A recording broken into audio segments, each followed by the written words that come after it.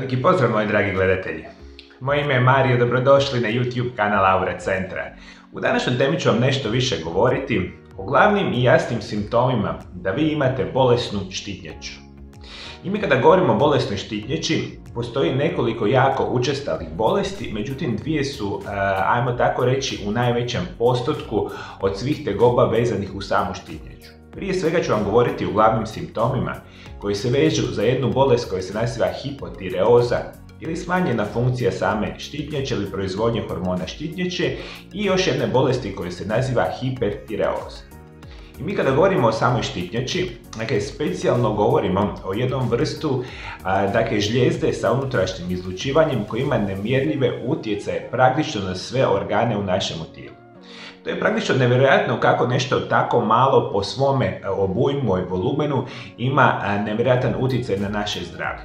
I naravno posljedica loše funkcije same štitnjače, mi možemo očekivati značajnije promjene na našemu tijelu i naravno pogoršavanje naših simptoma u vezi naravno same bolesne štitnjače. I ono što se zapravo događa mi kada govorimo o štitnjači, rekli smo da je to jedna žlijeza sa unutrašnjim izlučivanjem koja se nalazi nama ovdje sa donje strane vrata, negdje sa prednjeg dijela i možemo reći da ona kao takva ima dva karakteristična režnja. Svaki od tih režnjeva su široki i, dajmo tako reći, dugački negdje oko 2 do 4 cm. I ono što se zapravo događa, možemo reći da je štitnjača endokrinni hormonalni organ, jedan od najprokrvljenijih organa u našemu tijelu. Možemo reći da je građen nalik na leptiru, a osnovna građevna jedinica su folikuli ili mjehurići. Folikuli grade stanice tireocite koji proizvode hormone i koloid, gusta tekućina u kojoj je koncentriran tireoglobulin, bjelančevina koji su vezani brojni hormoni štitnjače. Žlijezda je isprepletena brojnim limfnim putevima i brojnim živčanim vlaknima. I ako želimo shvatiti malo bolje funkcioniranje naravno naše štitnjače, moramo znati da ona izlučuje dva jako bitna hormona. Oni u svojim oznakama imaju oznaku T3 i T4 ili tioditroni i tiroksin. Ova vrsta hormona praktično su građena od nečega što se naziva jod i pod glavnim smo, ajmo tako reći, utjecajem još jednog jako bitnog hormona i jedne, ajmo tako reći, izuzetno jake žlijezde u našem mozgu koja se naziva hipofiza. Upravo hipofiza izlučuje jedan specijalni hormon koji ima oznaku TSH i upravo taj hormon, kada je izlučen u naš krvotok, stimulira funkcioniranje naravno naše štitnjače. I mi kada govorimo o ovim samim hormonima, oni imaju nevjerojatnu bitnu ulogu za funkcioniranje dišnog i krvožilnog sustava, na funkciju mozga, zatim djeluju na kretanje, spavanje i probavu. Te rade ostale žlijezda, na primjer spolnih žlijezda. Oba hormona sudjeluju u održavanju bazalnog i osnovnog metabolizma stanica, a njihov manjak može usporiti metabolizam ili ako imate višak ovih hormona u organizmu, može vam ubrzati metabolizam. I kao što sam malo prije napomenuo, sama štitnjača ima nevjerojatne utjecaje na naš organizam. I ono što se zapravo događa kada razmišljamo o samim hormonima, upravo ovaj hormon koji ima oznaku T4, od njega ima 90% u našem krvotoku, a prema gruboj procjeni tioditronin ili hormon sa oznakom D3 djeluje 4 puta jače, ali u kraćem razdoblju ako ga usporedimo sa samim tiroksinom. I ono što smo napomenuli na početku emisije, dvije su bolesti izuzetno učestale, a najčešća praktično bolest štitnjače je nešto što se naziva hipotireoza. Što konkretno znači, svi ovi hormoni koji smo nabrojali počinju se iz raznih razloga smanjivati u samome tijelu i posljedica svega toga nastaju specifični simptomi koji su karakteristični za samu hipotireozu. I mi kada govorimo hipotireoza je zapravo stanje smanjenog stvaranja, izlučivanja i djelovanja hormona štitnjače.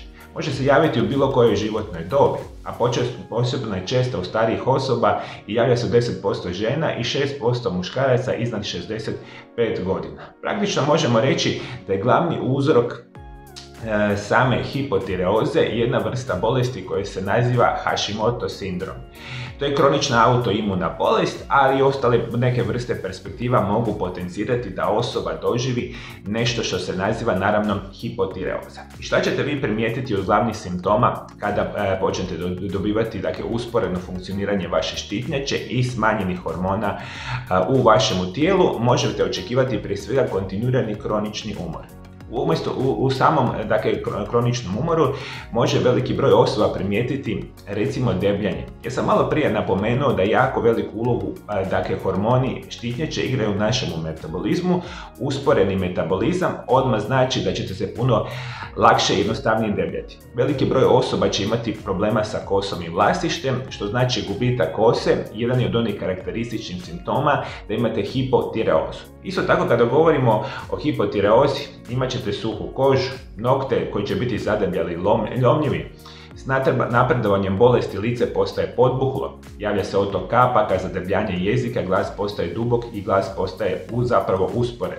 Javlja se apsolutno kronična iscrpljenost i ono što je jako bitno za reći, osobe kada imaju hipotireozu, pošto ono ima nevjerojatan utjecaj na funkcioniranje našega mozga, vi ćete sa vremenom primijetiti uz kroničan umor, kroničnu iscrpljenost, jako veliki broj problema sa koncentracijom na dnevnoj bazi. Dakle, imat ćete nešto što ima određeni medicinski termin koji se naziva moždana magla, što konkretno znači da bilo koji dnevni zadatak koji vi trebate obavljati, a tiče se naravno koncentracije, pamćenja i slično, vi ćete to izuzetno teško obavljati. Dakle, funkcioniranje našega mozga definitivno pati radi loše funkcioniranja naravno hormona štitnjače.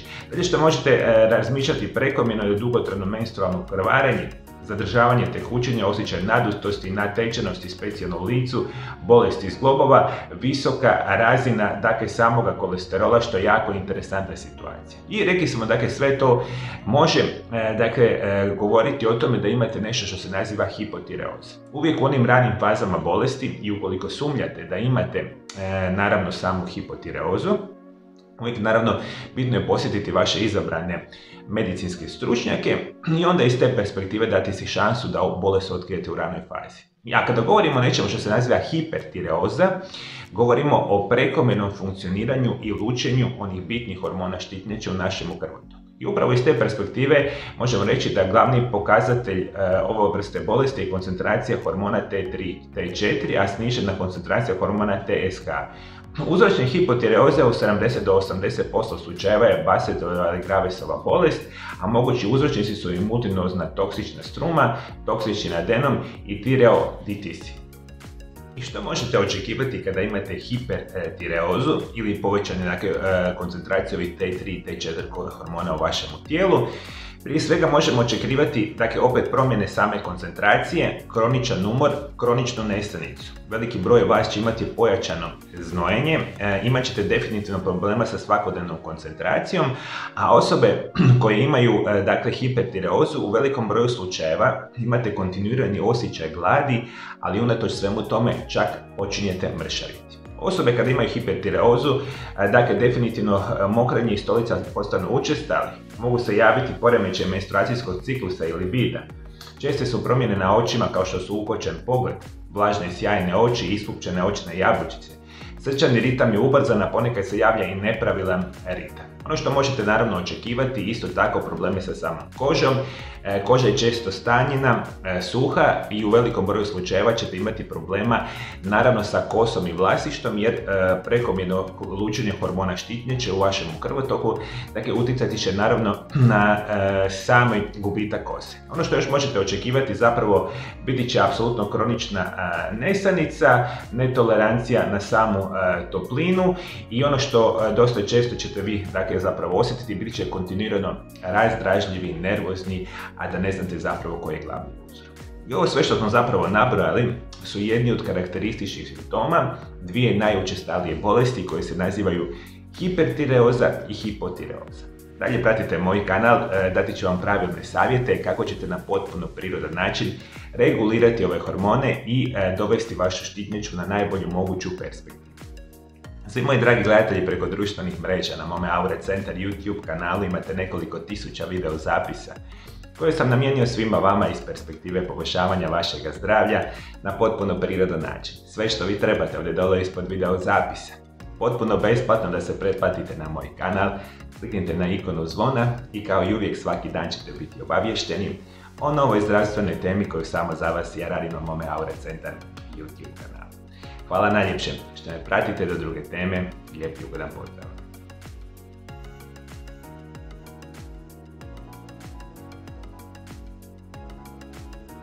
Moji dragi gledatelji, imam jednu veliku vijest za sve vas koji me pratite iz cijeloga svijeta.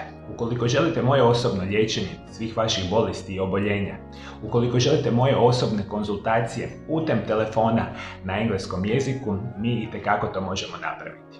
Dakle, svi vi koji pričate engleski jezik, koji razumijete engleski jezik, ja ću se osobno, drage volje, dati vama najbolje savjete na engleskom jeziku. Sve što vi trebate je nazvati ordinaciju na ove brojeve telefona iz Hrvatske ili nazovite ordinaciju na ove brojeve telefona u inozemstvu.